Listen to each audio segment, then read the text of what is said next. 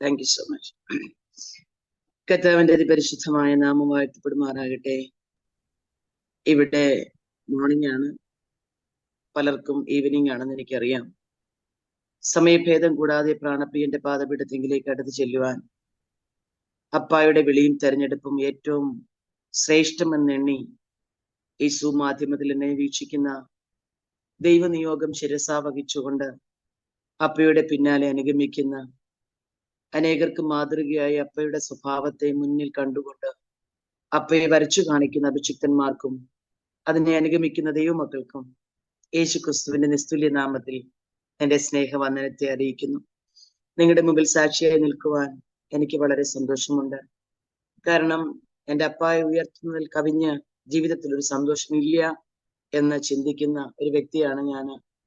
ഈ miraculous hand of ജീസസിലെ പ്രിയ അച്ചായൻ എന്നെ വിളിച്ചപ്പോൾ 1-2 പ്രാവശ്യം വിളിച്ചപ്പോഴൊന്നും എനിക്ക് ഇതിനകത്ത് ജോയിൻ ചെയ്യാൻ പറ്റിയില്ല. എന്നാൽ ദൈവത്തിന്റെ സമയം ഇപ്പോഴാണെന്ന് ഞാൻ മനസ്സിലാക്കുന്നു.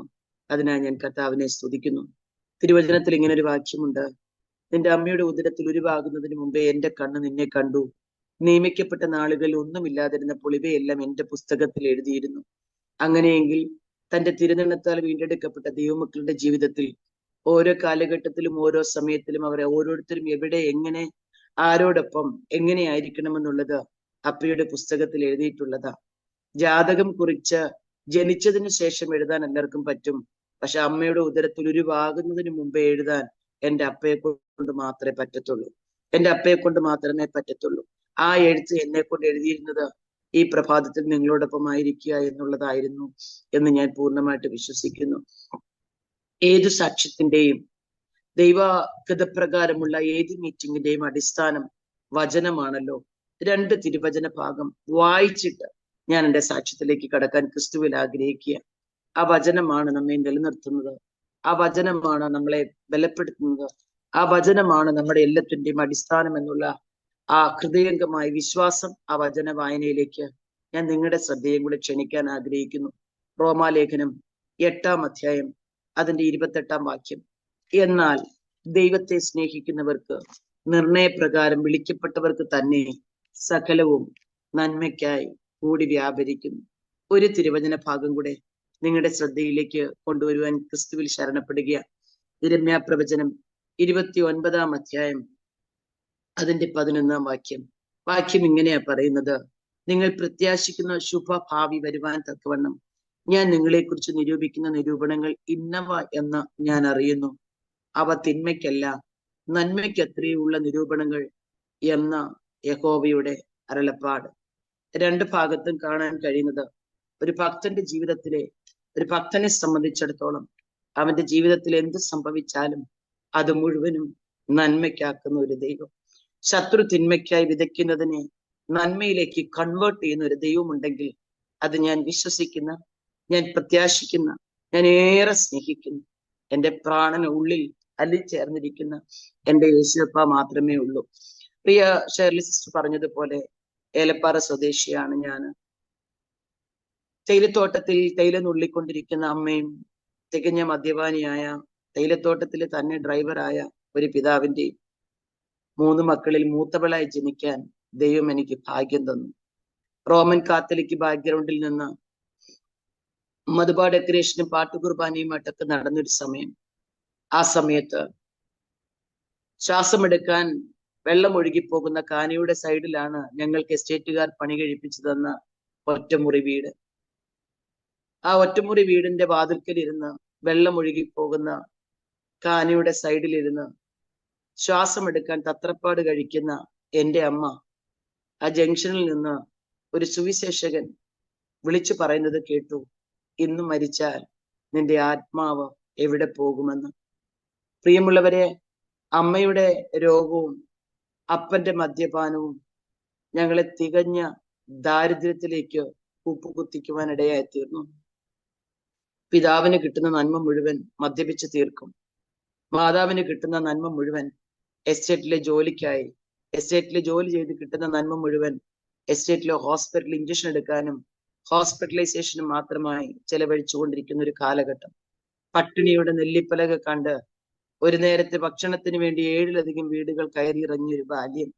നല്ലൊരു വസ്ത്രം ധരിക്കാനില്ലാതെ തമിഴ്നാട്ടിൽ നിന്ന് കുടിയേറി പാർക്കുന്ന തമിഴ് കുട്ടികളുടെ മുഷിഞ്ഞ വസ്ത്രം പോലും വാങ്ങിച്ച് ഇട്ടുകൊണ്ട് നടന്ന ബാല്യം. ഒത്തിരി കരഞ്ഞിട്ടുണ്ട് വയറ് നിറച്ച് അല്പം ഭക്ഷണം കഴിക്കുന്നതിന് വേണ്ടി. ഒത്തിരി കൊതിച്ചിട്ടുണ്ട് അല്പം ഭക്ഷണം കിട്ടിയിരുന്നെങ്കിൽ എന്ന്. പക്ഷെ പലപ്പോഴും ജീവിതത്തിന്റെ അവസ്ഥ ഞങ്ങളെ പട്ടിണിയിലേക്ക് തന്നെ കുത്തിച്ചുകൊണ്ടിരുന്നു. ഈ ദൈവദാസന്റെ ചോദ്യം എൻ്റെ അമ്മയുടെ ജീവിതത്തിൽ പൂർണ്ണമായി മാറി മറിച്ചു. അമ്മ ദൈവസന്നിധിയിൽ തീരുമാനിച്ചു, എന്തായാലും ഞാൻ മരിക്കും. ശ്വാസമെടുക്കാൻ തത്രപ്പാട് കഴിക്കുകയാണ്. സ്കൂളിൽ പോയിട്ട് പലപ്പോഴും ഓടി അലച്ച ഞങ്ങൾ വീട്ടിലോട്ട് വന്നുകൊണ്ടിരുന്നത്. കാരണം അമ്മ വീട്ടിലാണോ ഹോസ്പിറ്റലാണോ അതോ മരണപ്പെട്ടു പോയോ എന്നുള്ള ഭയം ഞങ്ങളുടെ മക്കളുടെ 3 പേരുടെയും ഹൃദയത്തെ ഭരിച്ചിരുന്നു ആഴമായി. മൂത്തവളായ എനിക്ക് എപ്പോഴും ഹൃദയത്തിനകത്ത് ഒരു സ്തംഭനം പോലെയായിരുന്നു അമ്മേനെ ഒറ്റയ്ക്ക് ഭവനത്തിലാക്കിയിട്ട് പോകുന്ന അവസ്ഥ. അങ്ങനെ ഒരു ദിവസം ഈ ദൈവദാസന്റെ വാക്ക് കേട്ട് ശ്വാസമെടുക്കാൻ തത്രപ്പാട് കഴിച്ച് മരണപ്പെട്ടു പോകുമെന്ന് ഉറപ്പിച്ച് എൻ്റെ അമ്മ ദൈവദാസനെ കൈകാട്ടി അടുത്ത് വിളിച്ചു. അദ്ദേഹത്തോട് പറഞ്ഞു യേശുവിനെ കുറിച്ച് പറയാൻ. അദ്ദേഹം എൻ്റെ നല്ല സഖിയായ യേശുവിനെ കുറിച്ച് എൻ്റെ അമ്മയോട് പറഞ്ഞു. അമ്മ അപ്പോൾ അദ്ദേഹത്തോട് പറഞ്ഞൊരു വാക്ക്, അമ്മയൊക്കെ 7 മക്കളാ, സഹോദരങ്ങൾ കസിൻസ് എല്ലാം ഉണ്ട്, കന്യാസ്ത്രീകളും അച്ഛന്മാരും എല്ലാം ഒരു നിറഞ്ഞ ഒരു കുടുംബമാ. അമ്മ അവിടുന്നോണ്ട് പറഞ്ഞു, ഇന്നല്ലേ നാളെ ഞാൻ മരിക്കും. ആ മരണത്തെ മുഖാമുഖമായി കണ്ടുകൊണ്ട ഈ കൊടും തണുപ്പത്ത് ആസ്മാരോഗിയായി ഞാൻ ഈ വെള്ളം ഒഴുകി പോകുന്ന ഓടയുടെ സൈഡിൽ ഇരിക്കുന്നത്. പക്ഷെ എൻ്റെ ജീവിതത്തിൽ ഇത് കേട്ടപ്പോൾ ഒരാഗ്രഹം, ഞാൻ സ്വർഗത്തിൽ പോകണമെങ്കിൽ യേശുവിനെ സ്വന്തം രക്ഷിതാവായി സ്വീകരിക്കണമെന്ന് അങ്ങ് പറഞ്ഞത് ശരിയാണോ എന്ന് വിക്കി വരുന്ന അധരങ്ങളാൽ ആ ദൈവദാസനോട് ചോദിച്ചു. ആ ദൈവദാസൻ യേശുവിനെ കുറിച്ചും സുവിശേഷത്തെ കുറിച്ചും ജീവനുള്ള സദ്വാർത്ത എൻ്റെ അമ്മയുടെ കർണപുടങ്ങളിലേക്ക് പകർന്നു കൊടുത്തു. അത് കേട്ട എൻ്റെ അമ്മ അപ്പോൾ തന്നെ യേശുവിന് വേണ്ടി തന്റെ ജീവിതം സമർപ്പിച്ചു. ദേവദാസനോട് പറഞ്ഞില്ലെങ്കിലും എന്നോട് പറഞ്ഞു, സ്നാനപ്പെടാതെ സ്വർഗത്തിൽ പോകത്തില്ലെന്ന് എനിക്കറിയാം, പക്ഷെ എൻ്റെ ഹൃദയത്തിനകത്ത് ഒരാഗ്രഹം, ദൈവസന്നിധിയിൽ സമർപ്പിച്ചാൽ എൻ്റെ മുമ്പിൽ സ്നാനപ്പെടാൻ എനിക്കൊരു അവസരം കിട്ടിയില്ലെങ്കിലും എനിക്ക് സ്വർഗത്തിൽ പോകാൻ പറ്റും എന്ന ഒരു ചിന്ത എൻ്റെ അമ്മയുടെ ഹൃദയത്തിന്റെ അകത്തളത്തെ നിറയുവാനിടയായി തീർന്നു. എൻ്റെ അമ്മ അപ്പോൾ തന്നെ യേശുവിന് വേണ്ടി തന്റെ ജീവിതം സമർപ്പിച്ചു. എന്നാൽ ഞങ്ങളുടെ കുടുംബത്തിന്റെ സിറ്റുവേഷൻസിനൊന്നും മാറ്റം വന്നില്ല. അപ്പൻ തികഞ്ഞ മദ്യപാനി തന്നെ, പട്ടിണി തന്നെ കുടുംബത്തില്. പലപ്പോഴും വളരെയധികം വേദനയോടെ അടുക്കള വശത്തിറങ്ങി വെള്ളം പിടിക്കുന്ന പൈപ്പിന്റെ ചുവട്ടിൽ വിശന്ന് മാറിയിരുന്ന് കരയേണ്ടി വന്നിട്ടുണ്ട്. എന്നാണ് ഈ സ്ഥിതിക്ക് ഒരു മാറ്റം വരുന്നതെന്ന് ഓർത്ത് പല കുട്ടികളും സുഭിക്ഷമായി ഭക്ഷണം കഴിച്ച് വേസ്റ്റ് ആക്കുമ്പോൾ, പല കുട്ടികളും മാറി ഡ്രസ് ഇടുമ്പോൾ അവരുടെ നടുവിൽ പരിഹാസ്യതയായി കുടിയന്റെ മക്കൾ എന്ന ലേബലോടുകൂടി നിൽക്കേണ്ടി വന്ന അവസ്ഥ ജീവിതത്തിൽ ഇന്നും മറക്കാനാവതല്ല. പക്ഷെ ദൈവമക്കളെ, കുടുംബത്തിന്റെ അവസ്ഥയ്ക്ക് മാറ്റമൊന്നും വന്നില്ലെങ്കിലും അതുവരെ ഞങ്ങൾ അനുഭവിച്ചിട്ടില്ലാത്തൊരു ദൈവ സമാധാനത്താൽ പ്രാണപ്രിയൻ ഞങ്ങളുടെ ഹൃദയങ്ങളെ നിറച്ചു. അതുവരെ അനുഭവിച്ചിട്ടില്ലാത്തൊരു ദൈവ സമാധാനം എൻ്റെ അമ്മയുടെ ആദരത്തിൽ നിന്ന് തന്നെ എൻ്റെ അമ്മ പറയുകയുണ്ടായി, ആരും പകർന്നു തന്നിട്ടില്ലാത്തൊരു സമാധാനം എൻ്റെ ഹൃദയത്തിലുണ്ട്, ആ സമാധാനം ഞാൻ മക്കൾക്ക് തരാട്ടോ എന്ന് പറഞ്ഞ് ആ ഞായറാഴ്ച മുതൽ ഞങ്ങളെ 3 പേരെയും പെന്തക്കോസ്ത് കൂട്ടായ്മയിലേക്ക് ഞങ്ങളുടെ അമ്മ കൊണ്ടുപോയി. അത് ഞങ്ങളുടെ കുടുംബത്തിലെ പ്രശ്നങ്ങൾ കൂടുതൽ സൃഷ്ടിക്കുകയാണ് ചെയ്തത്. അപ്പൻ തികഞ്ഞ മദ്യപാനിയാ. ഞങ്ങളുടെ കുടുംബ പശ്ചാത്തലം എല്ലാം റോമൻ കാത്തലിക്സ്. അമ്മയുടെ കസിൻസും പ്രിയപ്പെട്ടവരെല്ലാം പരിസരത്ത് തന്നെ താമസിക്കുന്നുണ്ട്. എന്നെ മദ്യപിച്ച് വരുന്ന എൻ്റെ പിതാവിനോട് പലരും പറഞ്ഞു, അവളെ പെന്തക്കോസ്തിൽ വിടരുത്, ആ കുഞ്ഞുങ്ങളെ പെന്തക്കോസ്തിൽ വിടരുത്, നാണക്കേടാ, നീ അതിന് അനുവദിക്കരുതെന്ന്. അങ്ങനെ വീട്ടിൽ പ്രയാസം തുടങ്ങി. മദ്യപിച്ചു വന്നാലും വഴക്കധികം ഉണ്ടാക്കത്തില്ലാത്ത അച്ചാച്ചൻ, എൻ്റെ ഫാദർ, വീട്ടിൽ വഴക്കുണ്ടാക്കാൻ തുടങ്ങി. പലപ്പോഴും ഭയത്തോടു കൂടെ രാത്രി ഒന്നാവാൻ ഞങ്ങൾ കാത്തിരുന്നത്, നേരം ഒന്ന് വെളുക്കാൻ കാത്തിരുന്നത്, എപ്പോഴെങ്കിലും എൻ്റെ പിതാവ് ഒന്ന് ഉറങ്ങിയിരുന്നെങ്കിൽ എന്ന് കൊതിയോടെ കാത്തിരുന്ന നിമിഷങ്ങൾ. അമ്മയെ തല്ലുമോ, ആരോടെങ്കിലും വഴക്കുണ്ടാക്കുമോ, ഞങ്ങളോടുള്ള ദേഷ്യത്തിൽ മറ്റുള്ളവരോട് വഴക്കുണ്ടാക്കുമോ എന്നൊക്കെ ഓർത്ത് ഭാരപ്പെട്ട് ടെൻഷൻ അടിച്ചുറങ്ങിയ ദിനരാത്രങ്ങൾ. എൻ്റെ സഹോദരങ്ങൾ 2 പേരും എൻ്റെ ഇളയതാ. അവർക്ക് വേണ്ടി ഞാൻ അപ്പയോടോ യേശുപ്പയോട് പ്രാർത്ഥിക്കാനൊന്നും എനിക്ക് നന്നായി അറിയില്ല. പക്ഷെ എൻ്റെ അമ്മ പറഞ്ഞു തന്ന വാക്കുകൾ വെച്ച് കൊച്ചുകുട്ടികൾ പ്രാർത്ഥിക്കുന്നത് പോലെ പ്രാർത്ഥിക്കും. യേശുപ്പയോട് പറയുന്ന വാക്കുകൾ പലപ്പോഴും ഞാൻ ഇപ്പോഴും ഓർക്കാറുണ്ട്. ഇപ്പോഴും കൊച്ചുകുട്ടിയല്ല എങ്കിൽ പോലും ഞാൻ ഇപ്പോഴും അങ്ങനെ പ്രാർത്ഥിക്കാറുണ്ട്. കാരണം എന്റെ ഹൃദയത്തിൽ അങ്ങനെ പ്രാർത്ഥിക്കുമ്പോൾ ലഭിക്കുന്ന സമാധാനം അതുവരെ ഞാൻ അനുഭവിച്ചിട്ടില്ലാത്തൊരു സമാധാനമാണ്. ഞാൻ പ്രാർത്ഥിക്കുന്ന ഒരു വാക്കിങ്ങനെ, യേശുപ്പായെ ഞങ്ങളുടെ വീട്ടിൽ നിന്ന് ഇറങ്ങിപ്പോകരുത്, യേശുപ്പായെ ഞങ്ങളുടെ അടുത്തുനിന്ന് മാറിപ്പോകരുത്, ഞങ്ങളുടെ എല്ലാറ്റിനും പരിഹാരകൻ അങ്ങാണെന്ന് ഞങ്ങൾക്കറിയാം. ഞങ്ങൾക്ക് ഇന്ന് വയറ് നിറച്ച് പ്രധാന പ്രാർത്ഥന വിഷയങ്ങൾ അതൊക്കെയായിരുന്നു. ഞങ്ങൾക്ക് ഒരു ജോഡി വസ്ത്രം തരണേ, വയറ് നിറച്ച് ഭക്ഷണം തരണേ, അച്ചാച്ചൻ കുടിക്കാതെ വരണേ, വീട്ടിൽ വഴക്കുണ്ടാക്കി, ഇതൊക്കെയായിരുന്നു അന്നത്തെ പ്രധാന പ്രാർത്ഥനാ വിഷയങ്ങൾ. അമ്മയുടെ ഒപ്പം ഇരുന്ന് പ്രാർത്ഥിക്കുമ്പോഴൊന്നും ഒരിക്കലും ഓർത്തില്ല അപ്പൻ ഞങ്ങളെ കരം പിടിച്ച് നടത്താൻ വിശ്വസ്തനായ ഒരു അപ്പനാണെന്ന്. അത്രമാത്രം എനിക്ക് യേശുപ്പച്ചനെ കുറിച്ചുള്ള ജ്ഞാനമില്ലായിരുന്നു. സെക്കുലർ എഡ്യൂക്കേഷനേക്കാളും ബിബ്ലിക്കൽ സ്റ്റഡിക്ക് ഏറ്റവും കൂടുതൽ പ്രാധാന്യം കൊടുത്തിരുന്ന എന്റെ അമ്മ നിർബന്ധമായും ചർച്ചിലെ കാര്യങ്ങൾ അപ്ഡേറ്റഡ് ആയിട്ട് പഠിക്കാൻ, സൺഡേ സ്കൂളിൽ പഠിക്കാൻ, സൺഡേ സ്കൂളിൽ പഠിപ്പിക്കുന്നത് കാണാതെ പഠിക്കാൻ നിർബന്ധിച്ചിരുന്നു. ഒരിക്കൽ പോലും ഞങ്ങളെ സ്കൂളിലെ സെക്കുലർ എഡ്യൂക്കേഷന് മാർക്ക് കുറഞ്ഞതിന്റെ പേരിലോ, സെക്കുലർ എഡ്യൂക്കേഷന് ക്ലാസ്സിൽ പോകാതിരുന്നതിന്റെ പേരിലോ, അവിടെ ഫുൾ മാർക്ക് വാങ്ങിക്കാതിരുന്നതിന്റെ പേരിലോ ഒരിക്കൽ പോലും ഞങ്ങളെ വഴക്ക് പറഞ്ഞിട്ടില്ല. പക്ഷെ അടി ഇഷ്ടം പോലെ കൊണ്ടിട്ടുണ്ട്. ബൈബിളിലെ വാക്യങ്ങൾ കാണാതെ പഠിക്കാത്തതിന്റെ പേരിൽ അടി ഇഷ്ടം പോലെ കൊണ്ടിട്ടുണ്ട്. സൺഡേ സ്കൂളിലെ പോർഷൻസ് പൂർണ്ണമായിട്ട് കവർ ചെയ്യാത്തതിന്റെ പേരിൽ. ഒരു പക്ഷെങ്കിൽ ദൈവമക്കളെ, ഒരു പക്ഷെങ്കിൽ എന്നല്ല, പൂർണ്ണമായി ഞാൻ വിശ്വസിക്കുന്നു അന്ന് ആ യേശുപ്പായെ ഞങ്ങളുടെ ഹൃദയത്തിനകത്ത് ആഴത്തിൽ വിതച്ച വിത്തുകളാ ഇന്ന് ഞങ്ങളെ കർത്താവ് ഉപയോഗിക്കുന്നതെന്ന് എനിക്ക് പ്രാഗൽഭ്യത്തോടെ പറയാൻ പറ്റും. ഇന്ന് പകൽ എന്നെ ശ്രദ്ധിക്കുന്ന ദൈവമക്കളോട് ഞാൻ പറയാം കേട്ടോ, സെക്യുലർ എഡ്യൂക്കേഷൻ ഈ ലോകത്തിന്റെ മാന്യത ലഭിക്കുമെങ്കിൽ ബൈബിൾ വിദ്യാഭ്യാസം, ബൈബിളിനെ കുറിച്ചുള്ള പഠനം, യേശുവിനെ കുറിച്ചുള്ള ജ്ഞാനം ആത്മാവിന് നിത്യത തരുന്നതാ. അത് നമ്മുടെ മക്കൾക്ക് പഠിപ്പിക്കുവാൻ മാതാപിതാക്കൾ ആരും മറക്കരുത്. അങ്ങനെ ഞങ്ങളുടെ ബാല്യത്തിൽ അങ്ങനെ കഴിഞ്ഞുപോയി. കുറെ വർഷങ്ങൾ കഴിഞ്ഞു. ഒരു ഉപവാസ പ്രാർത്ഥനയിൽ എന്റെ അമ്മ, ഒരു കർത്താവിന്റെ ദാസ് വന്ന് ചോദിച്ചൊരു ചോദ്യം, നീ എനിക്ക് എന്ത് തരും, നീ എനിക്ക് എന്ത് തരും? ഉടനെ എന്റെ അമ്മയ്ക്ക് കൊടുക്കാനൊന്നുമില്ല. കാരണം അന്ന് പ്രാർത്ഥന കഴിഞ്ഞ് വീട്ടിൽ വന്നാൽ ഞങ്ങൾക്ക് തരാൻ ഭക്ഷണം പോലും ഇല്ലാതിരുന്ന സാഹചര്യത്തിൽ യേശുപ്പ ചോദിച്ചതിന് എന്റെ അമ്മയ്ക്ക് മറുപടി പറയാനില്ലായിരുന്നു എന്ത് തരുമെന്നുള്ളത്. പക്ഷെ അന്ന് രാത്രി ഞാൻ കണ്ടു, അന്ന് രാത്രി ഒരു ദിവസവും കരയാത്തത് പോലെ എന്റെ അമ്മ രാത്രി മുഴുവനും കരഞ്ഞു. ഇന്ന് നമ്മളോടാണ് ആ ചോദ്യമെങ്കിൽ യേശുപ്പയോട് നമുക്ക് എന്താ പറയാനുള്ള ഈ രാവിലെ?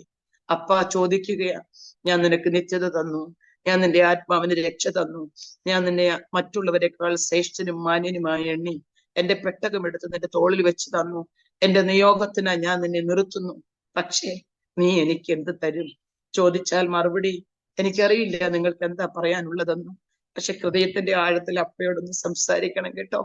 ഇന്ന് അപ്പ അത് ആഗ്രഹിക്കുന്നുണ്ടെങ്കിൽ എന്താണ് ഹൃദയത്തിൽ നിന്ന് നിങ്ങൾക്ക് അപ്പയ്ക്ക് പറയാനുള്ളതെങ്കിൽ അത് അപ്പയോട് സംസാരിക്കേണ്ട ഒരു സമയമായി ഈ സമയത്തെ ഒന്ന് കണക്കാക്കണം. എന്റെ അമ്മയോട് അന്ന് ചോദിച്ച ചോദ്യത്തിന് രാത്രി മുഴുവനും അമ്മ കരഞ്ഞു. എനിക്ക് അമ്മ കരയുമ്പോൾ ഭയമാ.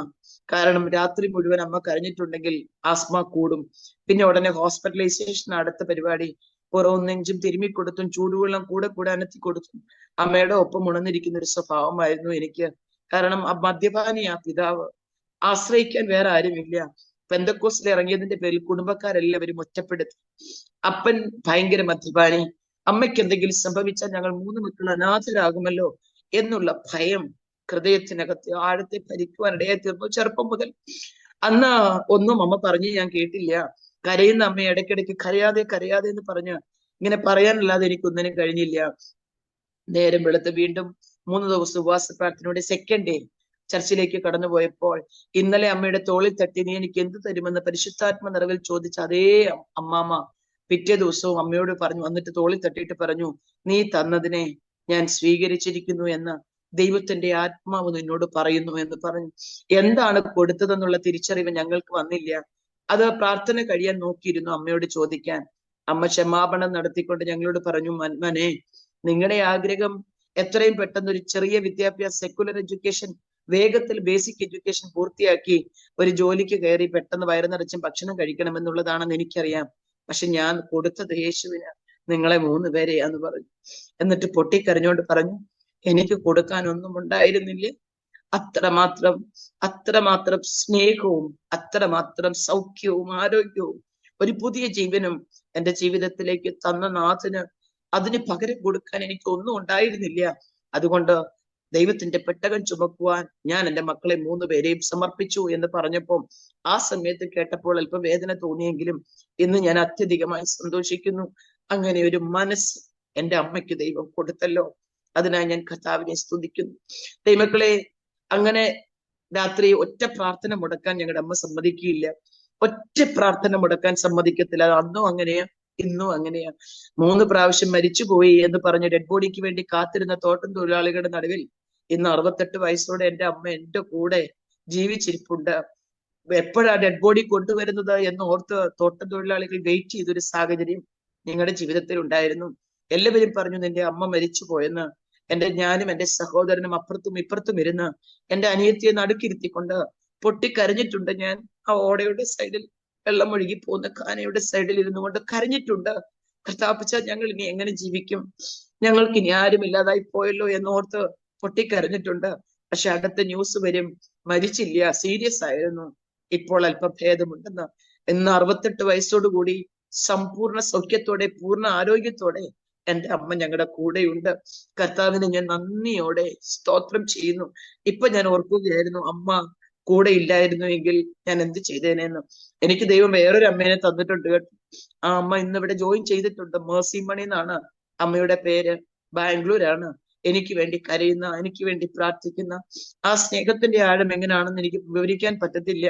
ആ അമ്മ എൻ്റെ എല്ലാ മീറ്റിങ്ങുകൾക്കും എനിക്കും, ഞാൻ എവിടെ പോയാലും ഏത് ദേശത്ത് പോയാലും എൻ്റെ കൂടെ വന്ന് ഒരു മകളെന്ന് പറഞ്ഞാൽ പറ്റുമോ എന്ന് എനിക്കറിയില്ല. അമ്മയ്ക്ക് 2 മക്കളുണ്ട്. പക്ഷെ അതിനേക്കാളും സ്നേഹത്തോടെ എന്നെ കരുതുന്ന മറ്റൊരു അമ്മയുണ്ട് ഇതിനകത്ത്. ആ അമ്മയ്ക്ക് ഞാൻ കർത്താവിനെ സ്തുതിക്കുന്നു. ദൈവമക്കളെ, ബാല്യം അങ്ങനെ കഴിഞ്ഞു പോയി. എൻ്റെ 18ാമത്തെ വയസ്സിൽ എൻ്റെ ഫാദറിന് ചെറിയൊരു മൈനർ അറ്റാക്ക് വന്നു. പെട്ടെന്ന് ഒരു കർത്താവിന്റെ ദാസനെ കൊണ്ട് അവർ എൻ്റെ വിവാഹം കഴിപ്പിച്ചു. ഒരു അഭിഷിക്തനെ കൊണ്ട് പൂർണ്ണമായി കർത്താവിന്റെ വേലയ്ക്ക് വേണ്ടി സമർപ്പിച്ച, ബൈബിൾ കോളേജിൽ പഠനം പൂർത്തിയാക്കി കർത്താവിന്റെ വേലയ്ക്ക് വേണ്ടി കാത്തിരുന്ന ഒരു അഭിഷിക്തനെ കൊണ്ട് എൻ്റെ വിവാഹം കഴിപ്പിച്ചയച്ചു. ഞാൻ ഓർത്തു, വിവാഹം കഴിച്ചു കഴിയുമ്പോൾ ഈ പ്രതിസന്ധിയൊക്കെ അങ്ങ് മാറും. വയറു നിറച്ച് ഭക്ഷണം കഴിക്കാം, നല്ല വസ്ത്രം ധരിക്കാം, സമാധാനത്തോടെ കർത്താവിന്റെ വേല ചെയ്താൽ മതിയല്ലോ എന്നൊക്കെ ഹൃദയത്തിൽ ഓർത്തെങ്കിലും അവിടുത്തെ സ്ഥിതി ഇതിലും വിപരീതമായിരുന്നു. ഒത്തിരി വേദന എനിക്ക് കർത്താവിനോട് തോന്നി. കർത്താവിനോട് തോന്നുന്നതിനേക്കാൾ പരാതി പക്ഷെ ഒന്നും പറഞ്ഞിട്ടില്ല. കെഞ്ചി ചോദിച്ചിട്ടുണ്ട്, ഒരു നേരമെങ്കിലും വയറു നിറച്ചും ഭക്ഷണം കഴിക്കാൻ ഒരു സാഹചര്യം തരണമേ എന്ന് കെഞ്ചി കർത്താവിനോട് ചോദിച്ചിട്ടുണ്ട്. പക്ഷെ അതിനും പലപ്പോഴും അവസരം ലഭിച്ചിരുന്നില്ല എന്നുള്ളതാണ് ഏറ്റവും വലിയ വേദന. പക്ഷെ പരാജയപ്പെട്ടില്ല കേട്ടോ. 20ാമത്തെ വയസ്സിൽ ദൈവം ഞങ്ങൾക്ക് 2 മക്കളെ തന്നു. ഇരട്ടക്കുട്ടികൾ, 2 പെൺമക്കളാ, ട്വിന്ന. കർത്താവിന്റെ കൃപയാൽ ആ കുഞ്ഞുങ്ങൾക്ക് 5 വയസ്സായപ്പോൾ ഏതാണ്ട് 2003 ഞങ്ങൾ ഒന്നിച്ച് ഒരു 21 days ഫാസ്റ്റിംഗ് എടുത്തു. ഞാനും എൻ്റെ പ്രിയപ്പെട്ടവനും. അദ്ദേഹത്തിന് ചർച്ച് മിനിസ്ട്രി ഉണ്ടായിരുന്നെങ്കിലും പൊതു ശുശ്രൂഷയോടായിരുന്നു ഏറ്റവും കൂടുതൽ താല്പര്യം. അങ്ങനെ ശുശ്രൂഷ ചെയ്തുകൊണ്ടിരുന്ന ഒരു കാലഘട്ടത്തിൽ പെട്ടെന്നൊരു ഫാസ്റ്റിംഗ് തീരുമാനിച്ച. ഫാസ്റ്റിംഗിൽ ദൈവത്തിന്റെ പരിശുദ്ധാത്മാവ് അദ്ദേഹത്തോട് വ്യക്തമായി സംസാരിച്ചു. ട്രൈബൽസിന്റെ ഇടയിൽ, ഛത്തീസ്ഗഡിലെ ആദിവാസികളുടെ ഇടയിൽ കർത്താവിന്റെ മഹത്വമുള്ള വേല ചെയ്യണമെന്ന്. അപ്പോൾ എന്നോട് പറഞ്ഞു, മക്കൾക്ക് 5 വയസ്സാകുന്നതേ ഉള്ളൂ. അപ്പോൾ എന്നോട് പറഞ്ഞു, ആൻസമ്മ, ഞാൻ ഛത്തീസ്ഗഡിൽ പോകുക കർത്താവിന്റെ വേലയ്ക്ക് വേണ്ടി. ആദ്യമൊന്നും ഞാനൊന്നും പറഞ്ഞില്ല. കൂടെ കൂടെ കർത്താവിന്റെ വേലയ്ക്ക് വേണ്ടി പോകും. 1-1.5 മാസം അവിടെ നിൽക്കും, അതിനുശേഷം വരും. 1 മാസം ഇവിടെ നിൽക്കും, വീണ്ടും കടന്നു പോകും. അങ്ങനെ വന്നും പോയും അവരുടെ നടുവിൽ എൻ്റെ അപ്പായെ ഉയർത്തുവാൻ ദൈവം അദ്ദേഹത്തിന് മഹത്തായ ഭാഗ്യം കൊടുത്തു. ആ സമയത്ത് ഞങ്ങളുടെ ഭവനത്തിൽ നിന്ന് ഞങ്ങൾക്ക് മാറി താമസിക്കേണ്ടി വന്നു.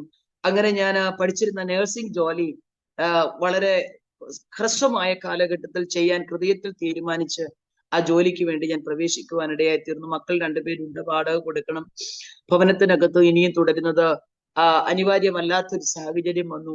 ഛത്തീസ്ഗഡിലെ വേലയ്ക്ക് വേണ്ടി സഹായം ചെയ്യണം. അങ്ങനെയുള്ള നിരവധി ചിന്തകൾ ഹൃദയത്തിൽ ഏറ്റുവാങ്ങി ഞാൻ പഠിച്ചിരുന്ന നഴ്സിംഗ് ജോലിയിലേക്ക് ഞാൻ തിരിയുവാനിടയായി തീർന്നു. അന്ന് ഞാൻ ഉപവസിച്ച് പ്രാർത്ഥിച്ച് കർത്താവിനോട് ചോദിച്ചപ്പോൾ ഒരു അഭിഷിക്തൻ എന്നോട് പറഞ്ഞു, ചില ബ്രാക്കറ്റ് പീരിയഡ്സ് ജോലിക്കായി ഞാൻ നിനക്ക് വേർതിരിച്ച് തരാമെന്ന് ദൈവത്തിന്റെ പരിശുദ്ധാത്മാവ് നിന്നോട് ആലോചന പറയുന്നു എന്ന് പറഞ്ഞതിന്റെ വെളിച്ചത്തിലാ ഞാൻ ജോലിക്ക് പോയത്. ജോലിക്ക് ദൈവമക്കളെ 17 വർഷം അങ്ങനെ ജോലി ചെയ്തു. ആ 17 വർഷവും കിട്ടുന്ന ശമ്പളത്തിന്റെ നല്ലൊരു ഭാഗം, ഹിംസഭാഗം ഛത്തീസ്ഗഡിലെ കർത്താവിന്റെ മഹത്വമുള്ള വേലയ്ക്ക് വേണ്ടി കൊടുത്തു. ബാക്കി ഭാഗങ്ങളാണ് വാടകയ്ക്കും കുഞ്ഞുങ്ങളുടെ വിദ്യാഭ്യാസത്തിനും വേണ്ടി ഞാൻ എടുത്തുകൊണ്ടിരുന്നത്. അങ്ങനെ കർത്താവിന്റെ മഹത്വമുള്ള വേലയിൽ കൂടെ കൂടെ അവിടെ കടന്നു ചെല്ലുവാനും അദ്ദേഹത്തോടൊപ്പം ആയിരിക്കാനും സ്വർഗം എനിക്ക് ഭാഗ്യം തന്നു.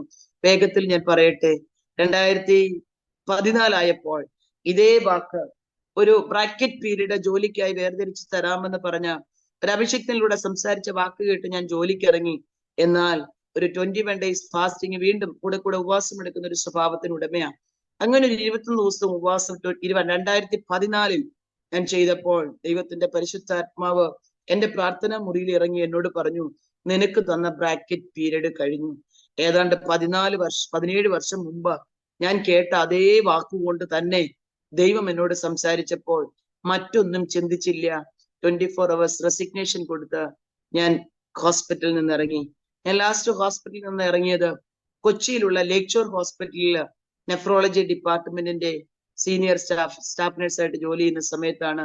24 മണിക്കൂർ റെസിഗ്നേഷൻ കൊടുത്ത് ആ ഹോസ്പിറ്റലിൽ നിന്ന് ഇറങ്ങുവാൻ ഇടയായി തീർന്നത്. വളരെ വേദന തോന്നി. ഒത്തിരി ചോദ്യങ്ങൾ ഹൃദയത്തിനകത്ത് വന്നു. ഛത്തീസ്ഗഡിലെ വേല എങ്ങനെയാകും? മുന്നോട്ടുള്ള ജീവിതം എങ്ങനെയാകും? കുഞ്ഞുങ്ങളുടെ ഹയർ സ്റ്റഡിയുടെ സമയമായി, വാടക എങ്ങനെ കൊടുക്കും? ഛത്തീസ്ഗഡിലെ ട്രൈബൽസിന്റെ ഇടയിലായതുകൊണ്ട് അവിടെ നിന്ന് ഒന്നും കിട്ടത്തില്ല. നമ്മൾ അങ്ങോട്ട് കൊടുക്കുകയല്ലാതെ അവിടെ നിന്ന് ഒന്നും നമുക്ക് ഇങ്ങോട്ട് ലഭിക്കുവാനുള്ള സാധ്യതകൾ ഇതുവരെ ഉണ്ടായിട്ടില്ല. അങ്ങനെ 1000 ചോദ്യങ്ങൾ ഹൃദയത്തിനകത്ത് വന്നു. പക്ഷെ അപ്പ പറഞ്ഞ വാക്കിനപ്പുറത്തേക്ക് പോകുവാൻ ഹൃദയത്തിൽ തീരുമാനമില്ലാത്തത് കൊണ്ട് ആ വാക്കിനെ പൂർണ്ണമായി ശിരസ വഹിച്ചു. അന്ന് എന്റെ പ്രതീക്ഷ, ഹോസ്പിറ്റലിലേക്ക് പോയപ്പോൾ എന്റെ പ്രതീക്ഷ അവിടെ നിന്ന് ഇത്രയും ദിവസം ജോലി ചെയ്ത സാലറി കിട്ടും, എന്തെങ്കിലുമൊക്കെ നന്മകൾ അവിടെ നിന്ന് എനിക്ക് ലഭിക്കാനുണ്ടല്ലോ, അത് കിട്ടും. അങ്ങനെ ബസ്സിൽ യാത്ര ചെയ്ത് മടങ്ങി വരാമെന്നുള്ള പ്രതീക്ഷയിൽ അങ്ങോട്ട് പോകാനുള്ള വണ്ടിക്കൂലി മാത്രമേ എൻ്റെ അടുത്ത് ഉണ്ടായിരുന്നുള്ളൂ. പക്ഷെ എന്റെ പ്രതീക്ഷകളെ മുഴുവനും അസ്ഥാനത്താക്കിക്കൊണ്ട് തലേദിവസം രാത്രി 1:30 മണിക്ക് ഞാൻ എടുത്ത തീരുമാനത്തിന്റെ 1ാമത്തെ പടി കയറുവാൻ ദൈവം അന്ന് എനിക്ക് ഭാഗ്യം തന്നു. ആരും അതുവരെ ജോലി ചെയ്ത സാലറി എനിക്ക് തന്നില്ല. അതുവരെ ജോലി ചെയ്ത യാതൊരു ബെനിഫിറ്റ്സും എനിക്ക് അവർ അലോട്ട് ചെയ്തില്ല. കാരണം 24 hours റെസിഗ്നേഷൻ കൊടുത്തത് കൊണ്ടും അവർ പറഞ്ഞ വാക്കനുസരിച്ച് കുറെ നാളും കൂടെ ഇവിടെ ജോലി ചെയ്യാത്തതിന്റെ പേരിൽ എന്നെ ആ ഹോസ്പിറ്റലിൽ നിന്ന് പറഞ്ഞു വിടുവാൻ ഇടയായി തീർന്നു. ഏതാണ്ട് ഹോസ്പിറ്റലിൽ നിന്ന് 18 കിലോമീറ്റർ ദൂരെയാണ് ഞാൻ താമസിക്കുന്നത്. എനിക്ക് ഭവനത്തിലേക്ക് മടങ്ങി വരുവാൻ വണ്ടിക്കൂലിക്ക് പൈസ ഇല്ല. നിങ്ങൾക്ക് എത്രത്തോളം അത് മനസ്സിലാകുമെന്ന് എനിക്കറിയത്തില്ല. NH-47 സൈഡിൽ കൂടെ തലേ ദിവസം എന്റെ നാഥനുമായി എടുത്ത തീരുമാനത്തിന്റെ 1ാമത്തെ പടി 18 കിലോമീറ്റർ ചുട്ടുപൊള്ളുന്ന ടാറ്, അതുപോലെ സൂര്യൻ ഉദിച്ചു നിൽക്കുന്ന ചൂടിൽ ഒരു കൊട പോലും ഇല്ലാതെ ആ 18 കിലോമീറ്ററും നടന്ന് കണ്ണുനീരിൽ കൈ കഴുകി, കണ്ണുനീർ NH-47 സൈഡിലും ആ റോഡിലും വീഴ്ത്തിക്കൊണ്ട് ഞാൻ എന്റെ ഭവനത്തിലേക്ക് മടങ്ങി വന്നു. ഞാൻ ഓർത്തു, ജോലി ചെയ്തുകൊണ്ടിരുന്ന സമയത്ത് വലിയ പ്രയാസങ്ങളൊന്നും ഉണ്ടായിരുന്നില്ല. പക്ഷെ കർത്താവിന്റെ മഹത്വമുള്ള വേലയ്ക്ക് വേണ്ടി സമർപ്പിച്ചതിന്റെ പിറ്റേ ദിവസം തന്നെ ഈ പ്രതിസന്ധി എന്റെ ജീവിതത്തിൽ വന്നു. 18 കിലോമീറ്റർ നടന്ന് കരഞ്ഞുകൊണ്ട് ഞാൻ വഴിയിൽ കൂടെ നടന്നപ്പോൾ ദൈവത്തിന്റെ ആത്മാവ് എന്നോട് പറഞ്ഞൊരു വചനം, നിനക്കറിയാമോ, ഒരു രാത്രി മുഴുവനും അധ്വാനിച്ചിട്ട് ഒന്നുമില്ലാതെ വിഷണ്ണനായി ഒരുത്തൻ നിന്നത് നീ ഓർക്കുന്നുണ്ടോ? ഞാൻ പറഞ്ഞു, ഊവ് കർത്താവേ. ഉടനെ കർത്താവ് പറഞ്ഞു, അവൻ എന്നോട് പരാതി ഒന്നും പറഞ്ഞില്ല, പക്ഷെ അവന്റെ ഉള്ളറിഞ്ഞ് അവന്റെ പടകിനെ നിറച്ചവനാ ഞാൻ. ഉള്ളറിഞ്ഞ് പടകിനെ നിറച്ചവനാ ഞാൻ. ആ വാക്ക് എന്റെ ഹൃദയത്തിലേക്ക് വന്നു. ഞാൻ എന്നിട്ട് കർത്താവിനോട് ചോദിച്ചു, അപ്പ വീട്ടിൽ ചെല്ലുമ്പോഴുള്ള അവസ്ഥ? വിശന്ന് എന്നെ കാത്തിരിക്കുന്ന 2 മക്കളുണ്ട്. എന്ത് ചെയ്യണമെന്നറിയാതെ വേദനിച്ചിരിക്കുന്ന അവസ്ഥയുണ്ട്. ഒരു കടയിൽ എനിക്ക് അല്പം പൈസ കൊടുക്കാനുണ്ട്, അതുവരെ വാങ്ങിച്ചത്. അപ്പൊ അവർക്ക് അത് കൊടുക്കാം, സ്വസ്ഥമായിരിക്കാം, മറ്റു കടങ്ങളൊന്നും ഇല്ലല്ലോ എന്നൊക്കെ ഓർത്ത് ആശ്വാസത്തോടെ പോയ എനിക്ക് നിരാശയായിരുന്നു ഫലം. ചെന്നിറങ്ങിയത് കടക്കാരന്റെ മുമ്പിൽ. അവൻ എന്നോട് ചോദിച്ചു, പൈസ തരാൻ പറഞ്ഞു. ഞാൻ പറഞ്ഞു, എനിക്ക് 2 ദിവസത്തെ സാവകാശം തരണമെന്ന് പറഞ്ഞു. ദൈവമക്കളെ, അവരെനിക്ക് ആ സാവകാശം തന്നില്ല കേട്ടോ. അവരൊരു 3.25 മണിക്കൂർ അവരുടെ കടയുടെ വാതിൽക്കൽ പൈസ കൊടുത്ത് തന്നിട്ട് പോയാൽ മതി എന്ന് പറഞ്ഞ് ഒരു സ്ത്രീയായ എന്നെ ആ കടയുടെ വാതിൽക്കൽ പിടിച്ചു നിർത്തി. എനിക്ക് ഒത്തിരി സങ്കടം തോന്നി. ആ കടയിൽ ആ 3.25 മണിക്കൂറും വന്ന എല്ലാ പ്രിയപ്പെട്ടവരോടും അവർ പറഞ്ഞു, വാങ്ങിച്ച് തിന്നിട്ട് നിൽക്കുന്നത് കണ്ടോ, തരാൻ മനസ്സില്ലാതെ. പക്ഷെ എന്റെ പ്രതീക്ഷകളെല്ലാം അസ്തമിച്ചായിരുന്നു ഞാൻ ഇവിടെ വന്നത്. ഹോസ്പിറ്റലിൽ നിന്ന് കിട്ടുന്ന പൈസയ്ക്ക് കടം വീട്ടി ഭവനത്തിലേക്ക് പോകാമെന്ന് പ്രതീക്ഷിച്ചിരുന്ന എനിക്ക് ആ പ്രതീക്ഷ അസ്ഥാനത്തായി പോയത് നിമിത്തം എനിക്ക് കൊടുക്കാൻ പറ്റിയില്ല. പക്ഷെ എനിക്ക് എന്റെ വീര്യം പ്രവർത്തിക്കുന്ന ദൈവമുണ്ടെന്ന് അന്ന് രാത്രി തിരിച്ചറിയുവാൻ ദൈവം എന്നെ സഹായിച്ചു. ഞാൻ രാത്രിയിൽ തന്നെ ഒരുപാട് കടയടയ്ക്കുന്ന സമയമായപ്പോ എന്നെ ഭവനത്തിലേക്ക് പൊക്കോ, നേരം വിളക്കുമ്പോൾ പൈസ കൊണ്ട് തരണമെന്ന് പറഞ്ഞ് എന്നെ അവർ ഓടിച്ചു വിട്ടു. ഞാൻ ഓടി അലച്ച വീട്ടിൽ വന്നത്. കാരണം വിശന്ന് എന്നെ നോക്കിയിരിക്കുന്ന 2 പെൺമക്കൾ എനിക്ക് വീട്ടിലുണ്ട്. അവർക്ക് എന്തു കൊടുക്കണമെന്നൊന്നും എനിക്കറിയത്തില്ല. ഇവിടെ 3.25 മണിക്കൂർ നിന്ന് ഏറ്റ അപമാനം എനിക്ക് മറ്റാരോടും പറയാൻ പറ്റത്തില്ലാത്തതാകയാ ഞാൻ എന്റെ മക്കളെ 2 പേരെയും കെട്ടിപ്പിടിച്ച് മണിക്കൂറോളം അന്ന് കരഞ്ഞു. ബ്രെഡ് ചൂടാക്കി കഴിക്കാൻ കൊടുത്ത് അവരെ കിടത്തി ഉറക്കി. പലപ്പോഴും എന്റെ മക്കൾ പട്ടിണി കിടക്കേണ്ട സാഹചര്യങ്ങൾ വന്നിട്ടുണ്ട്. കുളത്തിന്റെ സൈഡിൽ വളരുന്ന ഇലകളും വേലിപ്പടർപ്പിലും വഴുത്തലയ്ക്കലും വളരുന്ന മുഴുവൻ ഇലകളും പറിച്ച് ഞാൻ എന്റെ മക്കൾക്ക് ഉപ്പും മഞ്ഞപ്പൊടിയും മാത്രം ഇട്ട് വഴറ്റി കൊടുത്ത് അവരുടെ വിശപ്പടക്കാൻ ശ്രമിച്ചിട്ടുണ്ട്. പലപ്പോഴും കഴിക്കാൻ പറ്റുന്നതാണോ കൊടുക്കാൻ പറ്റുന്നതാണോ എന്നൊന്നും എനിക്കറിയില്ല. പക്ഷെ ഞാൻ കണ്ണുനീരോടെ അത് അടുപ്പത്ത് വെച്ച് ഉപ്പും മഞ്ഞപ്പൊടിയും ഇട്ട് വഴച്ചപ്പോ ഞാൻ എന്റെ പപ്പയോട് പ്രാർത്ഥിച്ചു, പപ്പ ഇതവർക്ക് കൊടുക്കാൻ പറ്റുന്നതാണോ അല്ലേന്നൊന്നും എനിക്കറിയില്ല. പക്ഷെ ഇത് കൊടുക്കുമ്പം എന്റെ കുഞ്ഞുങ്ങൾക്ക് ദോഷമൊന്നും വരരുത്. ഇത് കൊടുക്കുമ്പോൾ അവരുടെ ആയുസ്സിനും ആരോഗ്യത്തിനും ക്ഷീണമൊന്നും വരരുതെന്ന് പറഞ്ഞ് പ്രാർത്ഥിച്ച് അവർക്ക് ഞാൻ കൊടുത്തിട്ടുണ്ട്. ഒരു ദിവസം എന്റെ മോളെന്നോട് ചോദിച്ചു, മമ്മി കർത്താവിന്റെ വേലയ്ക്കല്ലേ പപ്പ ഇറങ്ങിപ്പോയത്? ഞാൻ പറഞ്ഞു അതെ. മമ്മി അപ്പായുടെ വേലയ്ക്കാന്ന് പറഞ്ഞല്ലേ ഇറങ്ങിയത്? ഞാൻ പറഞ്ഞു അതെ, ഞാൻ ചോദിച്ചെന്നേ ഉള്ളൂ എന്ന് പറഞ്ഞു. ചില മിനിറ്റുകൾ കഴിഞ്ഞപ്പോൾ എന്നോട് ചോദിച്ചു, ഇനി ഞങ്ങൾക്ക് തരാൻ ഓല മാത്രമേ അവശേഷിക്കുന്നുള്ളൂ അല്ലേ? അത് ഞങ്ങൾക്ക് തരരുത്. അത് കത്തി കൊണ്ട് കീറിയാൽ പോലും വളരെ ഹാർഡായിട്ടുള്ള വോയിസ് അതിനകത്തുനിന്ന് കേൾക്കുന്നത്.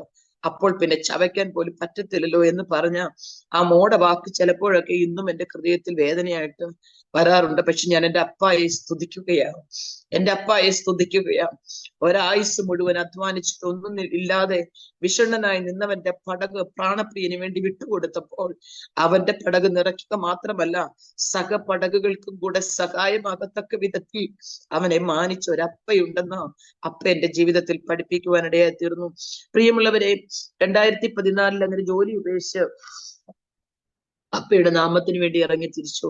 4 വർഷം 2014 മുതൽ 18 വരെയുള്ള 4 വർഷം ഒരു കുഞ്ഞിനെ ബൈബിൾ കോളേജിൽ ഇരുത്തി പഠിപ്പിക്കുന്നത് പോലെ എന്റെ അപ്പ എന്നെ ഇരുത്തി പഠിപ്പിച്ചു. ഒത്തിരി പ്രതിസന്ധികൾ ഈ 4 വർഷത്തിൽ അനുഭവിക്കേണ്ടി വന്നു. ഒരുപാട് വേദനയിൽ കൂടെ കടന്നു പോകേണ്ടി വന്നു. ട്രൈബൽസിന്റെ ഇടയിലെ കർത്താവിന്റെ മഹത്വമുള്ള വേലയിൽ ഒത്തിരി ശാരീരിക ബലഹീനതകൾ ഏറ്റുവാങ്ങേണ്ടി വന്നു. ശാരീരിക ഉപദ്രവങ്ങൾ ഏറ്റുവാങ്ങേണ്ടി വന്നു. പലപ്പോഴും ബോധം പോലും ഇല്ലാതെ എന്റെ ഭർത്താവ് വന്ന് കിടക്കുന്നത് കണ്ട് ഞാൻ കരഞ്ഞിട്ടുണ്ട്. പലപ്പോഴും ശരീരമാസകലം കരിനീലിച്ച പാടുമായി വന്നു കിടക്കുന്ന അദ്ദേഹത്തിന്റെ ദേഹത്ത് കൈവച്ച് എന്റെ പ്രാണപ്രിയനോട് സംസാരിക്കാനല്ലാതെ എനിക്കൊന്നും പറ്റിയിട്ടില്ല. ആ 4 വർഷം അപ്പൻ എന്നെ പഠിപ്പിച്ചു. ഒറ്റയ്ക്ക് എങ്ങനെ ജീവിക്കാം, ഒറ്റയ്ക്ക് എങ്ങനെ ശുശ്രൂഷിക്കാം, ഒറ്റയ്ക്ക് എങ്ങനെ മക്കളെ വളർത്താം, ഒറ്റയ്ക്ക് എങ്ങനെ പ്രാണപ്രിയന് വേണ്ടി നിൽക്കാം, ഇത്യാദി കാര്യങ്ങളെല്ലാം എന്റെ അപ്പ എന്നെ പഠിപ്പിച്ചു. ആ പഠനം പൂർത്തിയായത് കൊണ്ടായിരിക്കാം ഒരു ബൈബിൾ കോളേജിൽ ഒരു കുട്ടി പഠിച്ച് ഗ്രാജുവേഷൻ ആകുമ്പോൾ അവരെ ഇൻഡിവിജ്വൽ ആയിട്ട് കർത്താവിന്റെ മഹത്വമുള്ള വേലയ്ക്ക് വേണ്ടി വിടുന്നത് പോലെ 2018 ജൂലൈ മാസം 2-ാം തീയതി ആയപ്പോ ഞാൻ വിചാരിക്കുന്നു എന്റെ ഗ്രാജുവേഷന്റെ ദിവസമായിരുന്നു. കാരണം സുവിശേഷ വിരോധികളായിട്ടുള്ള വ്യക്തികൾ പ്ലാൻ ചെയ്ത് നടത്തിയ ഒരു ആക്സിഡന്റിൽ അദ്ദേഹത്തിന്റെ തലയിൽ കൂടെ വണ്ടി കയറ്റിവിട്ട് അവർ അദ്ദേഹത്തെ അതിദാരുണമായി ഛത്തീസ്ഗഡിൽ വെച്ച് കൊല്ലപ്പെടുത്തി. അദ്ദേഹത്തിന്റെ മുഖം അവസാനമായിട്ടൊന്ന് കാണുവാൻ പോലും ഞങ്ങൾക്കുണ്ടായിരുന്നില്ല. 19 വയസ്സ് പ്രായമുള്ള 2 മക്കൾ സ്വന്തം പിതാവിന്റെ ശിരസില്ലാത്ത ആ ബോഡി ആ ആംബുലൻസിൽ കൊണ്ട് ഇറക്കുന്നത് കണ്ട് ബോധരഹിതരായി നിലംപതിച്ചു. എന്റെ പ്രിയപ്പെട്ടവരെല്ലാരും എന്നോട് ചോദിച്ചു, നീ കർത്താവിന്റെ വേലയ്ക്ക് വേണ്ടി ഇറങ്ങിയത് കൊണ്ട് നിനക്ക് എന്ത് നേടി? എന്റെ ഭർത്താവിന്റെ അനുജൻ എന്നോട് ചോദിച്ചു, നിങ്ങൾ കർത്താവിന്റെ വേലയ്ക്കാണെന്ന് പറഞ്ഞ് കൊണ്ടുപോയി എന്റെ ചേട്ടൻ പോയി. നിങ്ങൾ കർത്താവ് പറഞ്ഞെന്നും പറഞ്ഞ് ജോലി വിട്ടു. നിങ്ങൾ ഇനി കർത്താവ് പറഞ്ഞെന്നും പറഞ്ഞ് നിങ്ങളുടെ മക്കളെ പഠിപ്പിക്കാനും മെഡിസിന് ദൈവനിയോഗമാണെന്ന് പറഞ്ഞ് വിട്ടു. ഇനി അതെല്ലാം കൂടെ എന്റെ തലയിൽ കൊണ്ടുവയ്ക്കാനാണോ എന്നുള്ള ചോദ്യം എന്റെ ഹൃദയത്തിൽ ചാട്ടുളി പോലെ പതിഞ്ഞു. 2018 ജൂലൈ മാസം 2-ാം തീയതി അദ്ദേഹം ഈ ഭൂമിയിൽ നിന്ന് മാറ്റപ്പെട്ടെങ്കിലും അദ്ദേഹത്തിന്റെ ബോഡി ഞങ്ങൾക്ക് കിട്ടിയത് 4-ാം തീയതി രാത്രിയാണ്.